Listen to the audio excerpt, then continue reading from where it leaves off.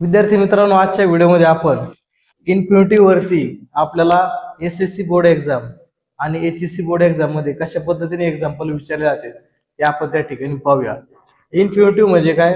मुख्य क्रियापदा अगोदर to Pratyaya. Infinitive म्हणजे काय? मुख्य क्रियापदा अगोदर टू प्रत्यय. अशा पद्धतीने मुख्य क्रियापदा अगोदर टू प्रत्यय त्या ठिकाणी लावला जातो. पहा, फर्स्ट एक्झाम्पल त्या ठिकाणी पाहूया. We need to bring live images. Bracket मध्ये आपल्याला इन्स्ट्रक्शन दिलेली पहा, अंडरलाईन द इन्फिनिटिव्ह.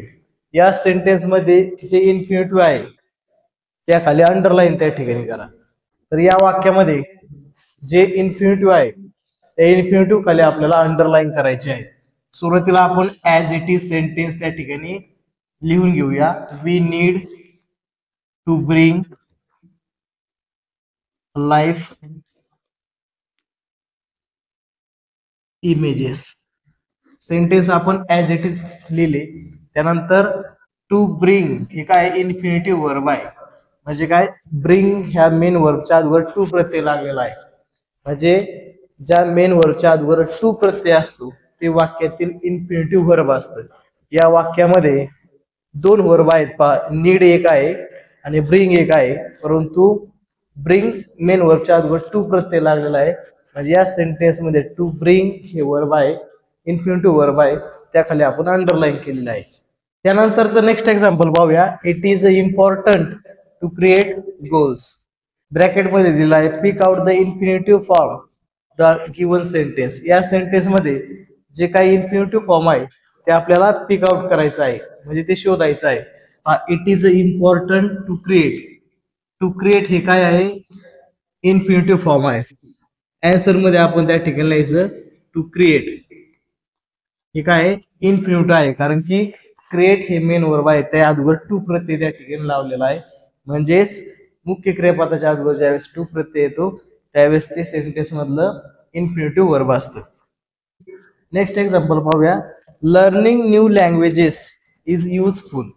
आणि ब्रॅकेट मध्ये इन्स्ट्रक्शन दिलेली पहा, rewrite the sentence using infinitive form of the underline word. Underline केलेला जो वर्ड आहे त्याचा आपल्याला इन्फिनिटिव्ह फॉर्म त्या ठिकाणी तयार करायचा आहे.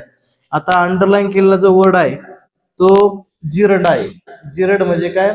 मेन वर्बला ING प्रत्यय आणि इन्फिनिटिव्ह म्हणजे काय? मुख्य क्रियापदा अगोदर टू प्रत्यय. ज्यावेळेस अशा प्रकारचं एक्झाम्पल आपल्याला विचारलं जाईल त्यावेळेस मेन वर्बचा ING प्रत्यय काढून टाकायचा आणि इन्फिनिटिव्ह म्हणजे काय? मुख्य क्रियापदा अगोदर टू प्रत्यय. To learn. To learn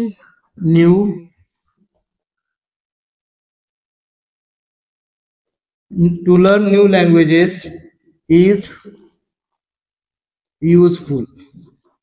full stop. पहा, to learn new languages is useful, त्याच्याखाली आपण अंडरलाईन केली. पहा, लर्निंग हे काय? जिरड आहे, म्हणजे काय? त्याला ING प्रत्यय आहे. ING प्रत्यय काढला आणि त्या अगोदर टू प्रत्यय लावला. To learn new languages is useful. अशा पद्धतीने हे एक्झाम्पल त्या ठिकाणी चेंज केलं. अशा पद्धतीने विद्यार्थी मित्रांनो, परीक्षेमध्ये आपल्याला इन्फिनिटिव्ह वरती या प्रकारामध्ये एक्झाम्पल विचारला तर अंडरलाईन द इन्फिनिटिव्ह, त्यानंतर pick out the infinitive, rewrite the sentence using infinitive form of the underline word, या तीन प्रकारामध्ये एक्झाम्पल त्या ठिकाणी विचारला.